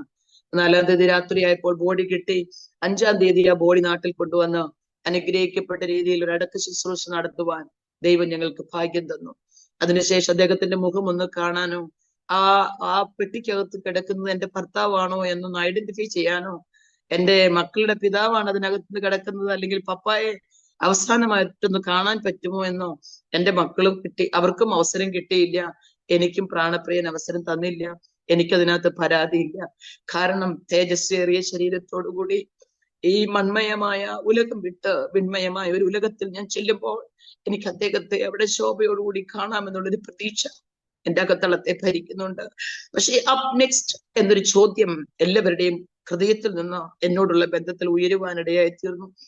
അപ്പ് നെക്സ്റ്റ് എന്ന് പറഞ്ഞൊരു ചോദ്യം എല്ലാവരുടെയും ഹൃദയത്തിൽ ഉയർന്നത് പോലെ തന്നെ എന്റെ ഹൃദയത്തിലും ഉയർന്നു. കാരണം ഞാൻ താമസിക്കുന്നത് ഒരു വാടക വീട്ടിലാണ് അന്നും ഇന്നും. ഞാൻ താമസിക്കുന്ന വാടക വീട്ടില്, അന്ന് താമസിച്ചുകൊണ്ടിരുന്ന വാടക വീട്ടില് ഒന്ന് അമർത്തി തള്ളിയാൽ കതക് തുറന്നു പോകുന്ന തരത്തിൽ ബലമില്ലാത്ത ഒരു വീട്ടിലായിരുന്നു. കാരണം തുച്ഛമായ വാടക മാത്രമേ കൊടുക്കുവാൻ നിർവാഹമുണ്ടായിരുന്നുള്ളൂ. പലപ്പോഴും അതിന്റെ തൊട്ട് ബാക്ക് സൈഡിൽ ഓൾ കേരള ഹോൾസെയിൽ വെജിറ്റബിൾ മാർക്കറ്റാ. പലപ്പോഴും നോർത്ത് ഇന്ത്യക്കാരായ വ്യക്തികൾ അവിടെ താമസിക്കുന്നവർ ചാടി ഇപ്പുറത്ത് വന്ന് ആ അയ്യത്തൂന്ന്, ഹൗസ് ഓണറിന്റെ അയ്യത്തൂന്ന് അതും ഇതൊക്കെ പിറക്കിക്കൊണ്ട് പോകുന്നത് കണ്ടിട്ടുണ്ട് ഞാൻ പലപ്പോഴും. ഈ എന്റെ പ്രിയപ്പെട്ടവൻ മരണപ്പെട്ട സമയത്ത് ജിഷ എന്ന് പറഞ്ഞൊരു പെൺകുട്ടിയെ പെരുമ്പാവൂരിൽ വെച്ച് ഒരു നോർത്ത് ഇന്ത്യക്കാരനായ ഒരു മനുഷ്യൻ അതിദാരുണമായി കൊലപ്പെടുത്തിയ സമയമായിരുന്നു എന്റെ പ്രിയപ്പെട്ടവന്റെ വേർപാട്. ഈ ഓൾ കേരള ഹോൾസെയിൽ വെജിറ്റബിൾ മാർക്കറ്റിന്റെ സൈഡിൽ കൂടെ വേണം എനിക്ക് ഞാൻ താമസിക്കുന്ന വീട്ടിലേക്ക് പോകാൻ. എനിക്ക് കുഞ്ഞുങ്ങളെയും കൊണ്ട് അങ്ങോട്ട് പോകുന്നത് ഭയങ്കര ഭയമായിരുന്നു. കാരണം അവിടെ എല്ലാവരും അറിഞ്ഞു. ഐ തിങ്ക് പത്രത്തിലൊക്കെ ഉണ്ടായിരുന്നു അദ്ദേഹത്തിന്റെ മരണ വാർത്ത. എല്ലാവരും അറിഞ്ഞു കഴിഞ്ഞു. ഞങ്ങൾക്കിനി വീട്ടിൽ ആണുങ്ങളായിട്ട് ആരുമില്ല, ആകെ ഉണ്ടായിരുന്ന ഭർത്താവായിരുന്നു, അദ്ദേഹം കൊല്ലപ്പെട്ടു എന്ന് എല്ലാവരും അറിഞ്ഞു. എന്റെ ഹൃദയത്തിനകത്ത് ആസ് എ വിമൻ അല്ലെങ്കിൽ ഒരു അമ്മ എന്നുള്ള രീതിയിൽ ഈ മക്കളെയും കൊണ്ട് ആ വീട്ടിൽ പോകുന്നത് ഹൃദയത്തിന് ഭയങ്കര പേടിയായിരുന്നു. അദ്ദേഹത്തിന്റെ അടക്കം കഴിഞ്ഞ് രണ്ടാമത്തെ ദിവസം വൈകിട്ട് അടുത്തൊരു സഹോദരൻ വന്നിട്ട് ചോദിച്ചു, എപ്പോഴാ തിരിച്ചു പോകുന്നേ? എങ്ങോട്ടാ തിരിച്ചു പോകുന്നതെന്നോ എവിടേക്കാ പോകേണ്ടതെന്നോ എനിക്കറിയത്തില്ല. കർത്താവിന്റെ വേലയ്ക്ക് വേണ്ടി ഇറങ്ങിയപ്പോൾ ഞാൻ എന്റെ അപ്പായോട് പറഞ്ഞൊരു വാക്കുണ്ട്, അപ്പ ഒരു ഗ്ലാസ് വെള്ളത്തിനോ ഒരു അന്തി ഉറങ്ങാനോ 5 രൂപയ്ക്കോ ഞാൻ എന്റെ പ്രിയപ്പെട്ടവരെ ആരെയും ആശ്രയിക്കത്തില്ല. കാരണം ഞാൻ ഇനി ഒരു ലോക ഗവൺമെന്റിന്റെ സെർവന്റ് അല്ല, ഞാൻ ഒരു സ്വർഗ ഗവൺമെന്റിന്റെ സെർവന്റ്. ഇനി പട്ടിണി കിടക്കേണ്ടി വന്നാലും ഏതൊക്കെ പ്രതിസന്ധിയിലൂടെ ഞങ്ങൾക്ക് നടന്നു നീങ്ങേണ്ടി വന്നാലും ഞാൻ അങ്ങേ അല്ലാതെ ആരോടും എന്റെ സങ്കടങ്ങൾ പറയില്ല, എന്റെ ആവശ്യങ്ങൾ പറയില്ല എന്നൊരു തീരുമാനം ഞാൻ എന്റെ പ്രാണപ്രിയനുമായി എടുത്തിരുന്നു. ഇബ്താഹ് ഒരിക്കൽ തീരുമാനമെടുത്ത് ഞാൻ യുദ്ധം ജയിച്ച് മടങ്ങി വരുമ്പോൾ ആരാണോ എന്നെ എതിരേൽക്കുന്നത് അതിനെ ഞാൻ കർത്താവിന് അർപ്പിക്കുമെന്ന്. പക്ഷേ അദ്ദേഹത്തിന്റെ സകല പ്രതീക്ഷയും അസ്ഥാനത്താക്കിക്കൊണ്ട് അദ്ദേഹത്തെ എതിരേറ്റു വന്നത് അദ്ദേഹത്തിന്റെ മകളായിരുന്നു. ഇബ്താഹ് പറയുന്ന ഒരു വാക്കുണ്ട്, അയ്യോ മകളെ, നീ എന്നെ ചതിച്ചോ? കാരണം ഞാൻ യഹോവയോട് പറഞ്ഞു പോയി, എനിക്കിനി അതിനകത്തുനിന്ന് മാറിക്കൂടാ. ഞാനും കർത്താവ് പശ്പടി ഇത് തന്നെ പറയുന്നപ്പ ഞാൻ അങ്ങയോടാ പറഞ്ഞത്, എനിക്ക് അതിനകത്തുനിന്ന് മാറിക്കൂടാ. എന്റെ സഹോദരനോട് പറഞ്ഞാൽ എന്നെയും എന്റെ മക്കളെയും പൊന്നുപോലെ ആ വീട്ടിൽ കൊണ്ടുപോകുമെന്ന് എനിക്കറിയാം. എന്റെ സഹോദരിയോട് പറഞ്ഞാൽ അവളും അതുപോലെ എന്നെ സംരക്ഷിക്കുമെന്ന് എനിക്കറിയാം. പക്ഷെ രണ്ടിടത്തും പോകാൻ എനിക്ക് മനസ്സുണ്ടായിരുന്നില്ല. കാരണം ഞാൻ എന്റെ അപ്പനോട് പറഞ്ഞു പോയി. എന്റെ ഭർത്താവിന്റെ സഹോദരൻ വന്ന ആ ചോദ്യം എന്നോട് ചോദിച്ചപ്പോ എനിക്ക് ഭയങ്കര വേദന എന്റെ ഹൃദയത്തിനകത്ത് തോന്നി. ഞാൻ അവനോട് ഒന്നേ ചോദിച്ചുള്ളൂ, മോനെ, നീ എന്തുകൊണ്ടാ ഈ രണ്ടാമത്തെ ദിവസം എന്നോട് ഈ വാക്ക് ചോദിച്ചത്? ദീർഘദിവസങ്ങൾ ഇവിടെ നിൽക്കാൻ വേണ്ടി അല്ല ഞാൻ ആഗ്രഹിക്കുന്നതെങ്കിലും സെഡേഷൻ, കുഞ്ഞുങ്ങൾ രണ്ടുപേരും ബോധരഹിതരായി നിലംപതിച്ചപ്പോൾ അവരെ ഹോസ്പിറ്റലിൽ കൊണ്ടുപോയി സെഡേഷൻ കൊടുത്തു. ആ സെഡേഷന്റെ ആ എഫക്റ്റിനകത്തുനിന്ന് കുഞ്ഞുങ്ങൾ രണ്ടുപേരും ഫുള്ളി കോൺഷ്യസ് മൈൻഡിലേക്ക് വന്നിട്ടില്ല. ആ സമയത്ത് ഈ അർദ്ധമയക്കത്തിൽ കിടക്കുന്ന മക്കളെയും കൊണ്ട് എപ്പോഴാ പോകുന്നതെന്നുള്ള ചോദ്യം എന്റെ ഹൃദയത്തിൽ ഒത്തിരി വേദന ഉളവാക്കി. ഞാൻ അവനോട് ചോദിച്ചു, എന്താ മോനെ നീ അങ്ങനെ ചോദിച്ചേ? ഉടനെ എടുത്ത വാക്കിനോട് പറഞ്ഞു, നിങ്ങൾ ഇവിടെ നിൽക്കും തോറും എനിക്ക് ബാധ്യതയാണ്. ആ വാക്ക് ഇന്നും എനിക്ക് കേൾക്കുമ്പോ എന്റെ ഹൃദയത്തിന് ഭാരമാ. ബാധ്യതയാണെന്ന് പറഞ്ഞ് അവർ എന്നോട് ചോദിച്ച ചോദ്യത്തിന് മറുപടി എനിക്ക് ഒന്നേ പറയാനുള്ളൂ, ഞാൻ നാളെ രാവിലെ പറയാം. പ്രിയമുള്ളവരെ, അന്ന് രാത്രി അർദ്ധമയക്കത്തിൽ കിടക്കുന്ന എന്റെ പെൺമക്കളുടെ രണ്ടുപേരുടെയും തലയെടുത്ത് മടിയിൽ വെച്ച് ഒരു നിരാലംബയായി, അശരണയായി, ആശ്രയിക്കാൻ ആരുമില്ലാതെ, തിരുവചനം മുഴുവൻ പ്രവചനമാണെന്ന് എനിക്കറിയാം. അതിനകത്തെ ഓരോ വാക്യവും ഹൃദയത്തിന് തണുപ്പ് പകരുന്നതാ. തിരുവചനം മുഴുവനും യേശുപ്പന്റെ പരിശുദ്ധാത്മാവിൽ നിറഞ്ഞ അഭിഷക്തന്മാർ എഴുതിയതാ. എന്റെ അപ്പൻ എഴുതിയതായിട്ടാണ് ഞാൻ അതിനെ കണക്കാക്കുന്നത്. ഓരോ വാക്യങ്ങളും എന്റെ ഹൃദയത്തെ ഒരുപാട് തണുപ്പിക്കാറുണ്ട്. പക്ഷേ അന്ന് രാത്രി എനിക്ക് അതല്ലായിരുന്നു വേണ്ടത്. ഞാൻ എന്റെ അപ്പയോട് പറഞ്ഞു, പ്രവചനാത്മാവിൽ അഭിഷക്തന്മാർ ദൂതുകൾ സംസാരിക്കുന്നത് അങ്ങയുടെ ആത്മാവിലാ, അത് മനസ്സിന് തണുപ്പ് പകരുന്നതാ. എനിക്കറിയാം. ഞാൻ പറഞ്ഞു, അപ്പ ഇന്ന് രാത്രി എനിക്ക് അതുമല്ല വേണ്ടത്. ഇത് രണ്ടും കേട്ടാൽ എനിക്ക് മുന്നോട്ടുള്ള ജീവിതം ബുദ്ധിമുട്ടാ. എനിക്കിന്ന് അങ്ങയുടെ ശബ്ദം കേൾക്കണം. അർദ്ധരാത്രി എത്ര മണിക്കൂർ ഇരുന്ന് കരഞ്ഞെന്ന് എനിക്കറിയില്ല, എത്ര മണിക്കൂർ ഇരുന്ന് നിലവിളിച്ചെന്ന് എനിക്കറിയില്ല.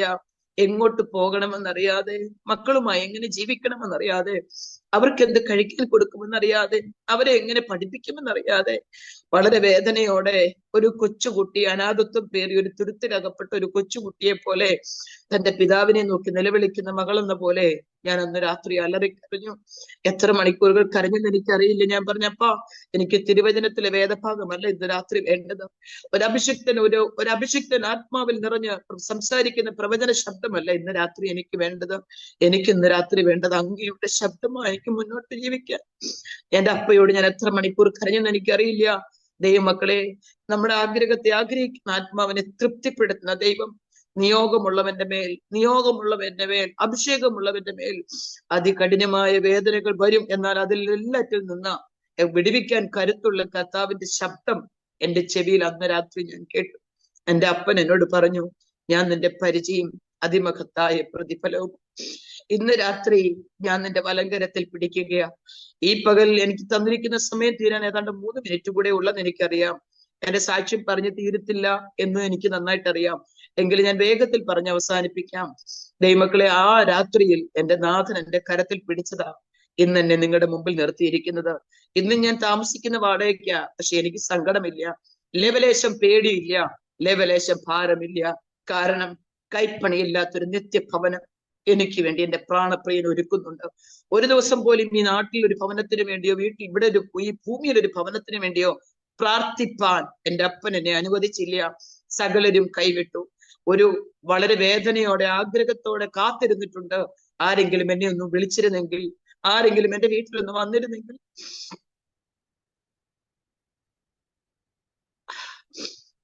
പക്ഷേ എന്റെ അപ്പ എന്റെ സേഫ് സോണുകളെല്ലാം അടച്ചു. മുമ്പും പിമ്പും അടച്ച് നിന്റെ കരം എന്റെ മേൽ വെച്ചിരിക്കുന്നു എന്ന് പറഞ്ഞതുപോലെ സകല വഴികളും അടച്ച് തനിയെ മരുഭൂമിയിൽ വിളിച്ചു കൊണ്ടുപോയി എന്നോട് കൃത്യമായി സംസാരിച്ച് നിയോഗം എന്റെ ശിരസിന്മേൽ തന്ന് പെട്ടകമെടുത്ത് തോളിൽ വെച്ച് തന്ന് മുന്നോട്ട് നടക്കുവാനുള്ള കൃപ തന്ന് പ്രാണപ്രിയൻ നടത്തി. ഒരുപാട് പ്രതിസന്ധികളെ ഓവർകം ചെയ്യേണ്ടി വന്നു. 3 മേജർ അറ്റാക്കുകൾ എന്റെ ജീവിതത്തിൽ വന്നു. ഹാർട്ട് അറ്റാക്ക് വന്ന 3ാമത്തെ അറ്റാക്കിൽ ഡോക്ടേഴ്സ് പറഞ്ഞു ഇനി ഈ സഹോദരി മുന്നോട്ട് കാണത്തില്ലെന്ന്. പക്ഷെ ICU കിടക്കയിൽ എന്റെ കയ്യിൽ ഡീഫിബ്രിലേറ്റ് ചെയ്തത് നിമിത്തം വെയിൻ എല്ലാം ഡാമേജ്, ഒരു വെയിൻ സെഫാലിക് വെയിൻ കിട്ടത്തില്ല. സെൻട്രൽ ലൈൻ ഇടാനും വെന്റിലേറ്ററിലേക്ക് ട്രാൻസ്ഫർ ചെയ്യാനും അനസ്തറ്റിക്സിനെ വിളിച്ച് വെയിറ്റ് ചെയ്യുന്ന സമയത്ത് പ്രാണപ്രിയൻ എന്റെ ഹാർട്ടിന്റെ ഏവിനോടിന്റെ ഭാഗത്തെ 5 ബ്ലോക്കുകളും അത് തെറിപ്പിച്ച് എനിക്ക് സൗഖ്യം തന്നു. വിത്തൗട്ട് എനി മെഡിക്കേഷൻ, ഒരു ഡ്രോപ്പ് മെഡിസിൻ പോലും ശരീരത്തിൽ കയറ്റാതെ എന്റെ ഹാർട്ടിനെ നോർമലാക്കി തന്ന എന്റെ പ്രാണപ്രിയനെയാ ഇന്ന് ഞാൻ ഉയർത്തുന്നത്. എല്ലാവരും ഈ ലോകം പോലും, ഞാൻ വായിച്ച വാക്യം അങ്ങനെയാ, നിങ്ങൾ പ്രത്യാശിക്കുന്ന ശുഭഭാവി വരുവാൻ തക്കവണ്ണം അവൻ നിങ്ങളെ കുറിച്ച് നിരൂപിക്കുന്ന നിരൂപണങ്ങൾ തിന്മയ്ക്കല്ല നന്മയ്ക്ക.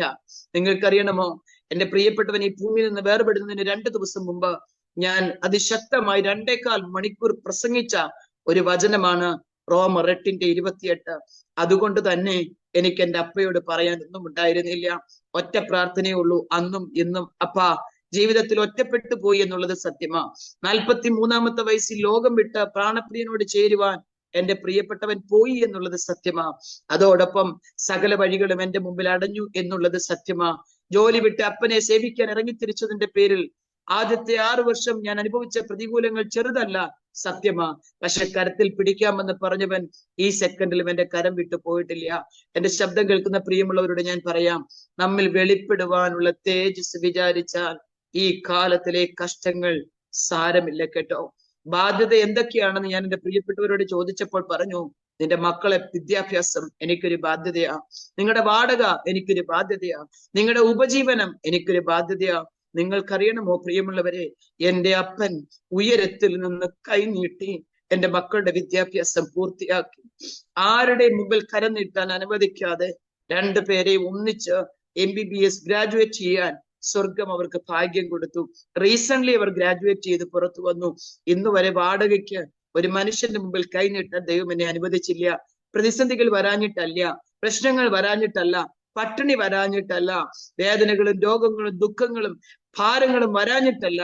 പക്ഷെ അതിനെല്ലാം ഓവർകം ചെയ്യുവാൻ എന്റെ കരത്തിൽ പിടിച്ച കരുത്തനായ കർത്താവിന്റെ കരത്തിന്റെ സാന്ത്വനം, ആ കരുത്തിന്റെ ശക്തി എന്റെ ജീവിതത്തിൽ വെളിപ്പെട്ടത് കൊണ്ടാ. എനിക്ക് തന്ന സമയം തീർന്നിരിക്കുക. ഞാൻ എന്റെ സാക്ഷ്യത്തിൽ നിന്ന് പിന്തിരിയുക. ദൈവമക്കളെ, ഒറ്റ കാര്യം മാത്രമേ എനിക്ക് പറയാനുള്ളൂ. നോർത്ത് ഇന്ത്യയിൽ നിന്നും ഈ ഇന്ത്യ മഹാരാജ്യത്തിന്റെ വിവിധ രാജ്യങ്ങളിൽ നിന്ന് ഇതിനകത്ത് പങ്കെടുക്കുന്ന എന്റെ പ്രിയപ്പെട്ടവരോട് ഞാൻ പറയാം, ഏറ്റവും വലുത് അപ്പന്റെ സ്നേഹമാ. ഏറ്റവും വലുത് നിത്യതയാ. ഈ കാലത്തിലെ കഷ്ടങ്ങളോ, ഈ കാലത്തിലെ രോഗങ്ങളോ, ഈ കാലത്തിൽ നേരിടേണ്ടി വരുന്ന പ്രതിസന്ധികളോ അല്ല വലുത്. അതിനെ ഓവർകം ചെയ്യാൻ കൃപ തരുന്ന പ്രാണപ്രിയനാ വലുത്. ആ കാലിൽ കെട്ടിപ്പിടിച്ച് കിടക്കുന്നവരാരും നിരാശരായി പോകില്ല. ആ കാലിൽ കെട്ടിപ്പിടിച്ച് കിടക്കുന്നവരാരും പരാജയപ്പെടാൻ അനുവദിക്കില്ല. ഞാൻ എപ്പോഴും പറയാറുണ്ട്, ഞാൻ ജയിച്ച വ്യക്തിയാ, ഞാൻ ക്രിസ്തുവിന് വേണ്ടി ജീവിക്കുന്ന വ്യക്തിയാ. അതുകൊണ്ട് എന്റെ അപ്പൻ ഒരിടത്തും എന്നെ പരാജയപ്പെടുത്തത്തില്ല എന്നുള്ള പൂർണ്ണ ഉറപ്പ് എനിക്കുണ്ട്. കഷ്ടതയാണോ സന്തോഷം, പട്ടിണിയാണോ സന്തോഷം, വേദനയാണോ സന്തോഷം, ഒരു മക്കൾ പട്ടിണി കിടക്കുന്നതിലും കഷ്ടത അനുഭവിക്കുമ്പോഴും ഒരു പിതാവിന് ഒരിക്കലും സന്തോഷിപ്പാൻ കഴിയത്തില്ലെന്ന് ഉത്തമ ബോധ്യം എന്റെ അകത്തളത്തിലുണ്ട്. ദൈവമക്കളെ, ആ വിശ്വാസവും ആ കാലിൽ കെട്ടിപ്പിടിച്ചു കിടന്നുള്ള യാത്രയുമാ ഈ പകൽ നിങ്ങളെ എന്റെ മുമ്പിൽ നിർത്തിയത്. മറ്റൊന്നും ഞാൻ ആവശ്യപ്പെടുന്നില്ല. നിങ്ങളുടെ പ്രാർത്ഥന ഞാൻ സഹായമായി ചോദിക്കുന്നു. ഒരു സഹോദരിയെ സംബന്ധിച്ചിടത്തോളം ഒറ്റയ്ക്ക് ശുശ്രൂഷിക്കുക, ഒറ്റയ്ക്ക് നാഥനെ ഉയർത്തുക എന്ന് പറയുന്നത് വളരെ പ്രതിസന്ധികൾ മറികടക്കേണ്ട ഒന്നാണെന്ന് എന്റെ ജീവിതം കൊണ്ട് ഞാൻ മനസ്സിലാക്കിയത്. ഒത്തിരി പരസ്യയോഗത്തിന് പ്രസംഗിക്കുന്ന ആളാ ഞാന്. ഒരുപാട് പരസ്യയോഗങ്ങൾ ഞങ്ങൾ 5-6 പേർ ചേർന്ന് നടത്താറുണ്ട്. ഒരുപാട് പരസ്യയോഗങ്ങൾ മെഡിക്കൽ കോളേജിന്റെ വാതിൽക്കലും ജനറൽ ഹോസ്പിറ്റലിന്റെ വാതിൽക്കലും മണിക്കൂറുകളോളം നിന്ന് എന്റെ പ്രാണപ്രിയന്റെ വാക്കുകൾ, സദ്വർത്തമാനം ട്രാക്ട് കൊണ്ട് 400, 600, 800 ട്രാക്ട് കൊണ്ട് മെഡിക്കൽ കോളേജിന്റെ ജനറൽ ആശുപത്രിയുടെയൊക്കെ വാതിൽക്കൽ കൊണ്ടുനിന്ന് കൊടുത്ത് അനേകരില് എന്റെ അപ്പന്റെ സ്നേഹത്തെ പകർന്നു കൊടുക്കുന്ന വ്യക്തിയാ ഞാൻ. ചില സമയത്ത് ഫീൽ ചെയ്യും ഒറ്റയ്ക്കുള്ള യാത്ര പാടാണെന്ന്. പക്ഷേ അപ്പൻ എന്റെ ഒപ്പമുണ്ടെന്നുള്ള ഉറച്ച ധൈര്യം എന്റെ അകത്തളത്തെ ഭരിക്കുന്നു. ഒറ്റ പ്രാർത്ഥന മാത്രം നിങ്ങളോട് ചോദിച്ചുകൊണ്ട് ഞാൻ എന്റെ വാക്കുകളെ ഉപസംഹരിക്കുക. നിങ്ങൾ എനിക്ക് വേണ്ടി പ്രാർത്ഥിക്കണം. മറ്റൊന്നിനും വേണ്ടിയല്ല, എനിക്കൊരു ഭവനം കിട്ടാൻ വേണ്ടിയല്ല, ഈ ഭൂമിയിലെ സുഖ സൗകര്യങ്ങൾക്ക് വേണ്ടിയല്ല. നിങ്ങൾ പ്രാർത്ഥിക്കണം. തളർന്നു പോകാതെ ഈ ഓട്ടം നിത്യത വരെയും ഓടുവാൻ, അവസാന ശ്വാസം വരെയും ഇതാ എന്റെ പ്രാണൻ.